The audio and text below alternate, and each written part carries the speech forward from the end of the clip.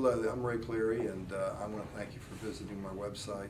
And today we're going to talk about some of the realtor issues, point of sale, and where we're at with point of sale, and my thoughts on it.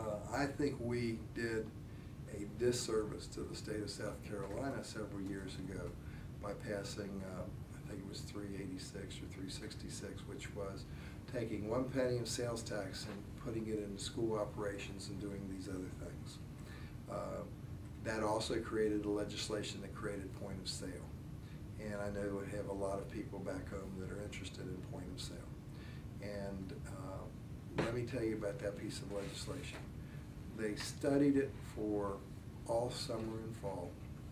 They came up with a game plan. That game plan got thrown out in the first 4 weeks of debate, and then we came up with game plans on the fly.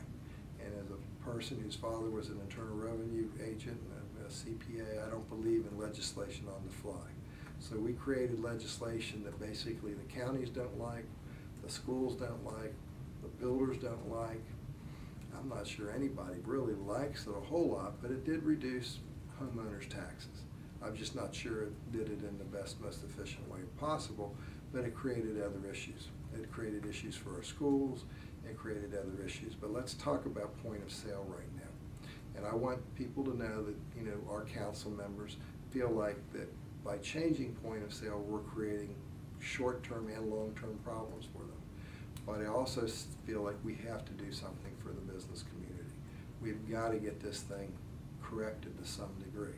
And so I just want you to know that during the point of sale process that happened this year, I actually did vote every time possible to move that legislation forward. So when it was set for special order, and we actually, even though the vote was 32-7, we really won only by 1 vote. And that's when some of the other senators changed their vote at the end. But I was one of the ones that moved it to go to special order. On the next day, the Tuesday when we were back, I was the one that voted cloture so we could get to that bill. I also at that time consistently voted to not adjourn, even though I was outvoted and we wound up leaving Tuesday evening. I voted not to adjourn because I think it was something that we had promised to take up and we should have taken it up. I'm disappointed that we have not resolved this issue, and I'm disappointed that we've got this issue from a tax standpoint.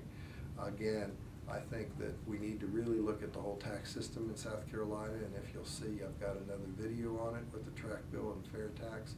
But, we do have a problem with this point of sale for our businesses. We are handing businesses to North Carolina and Georgia because of the way we've done these things. And so I can't tell you that I have all the answers, but I do think we really need to look at it, and I'm going to do my best to try to resolve the issue if we can do that going forward. Again, thank you for allowing me to take some of your time and tell you where I am on this issue, and we'll keep our fingers crossed that we can move forward with this and get something that will make sense to the state of South Carolina, both from county government, from the schools, and from the business community. Have a good day.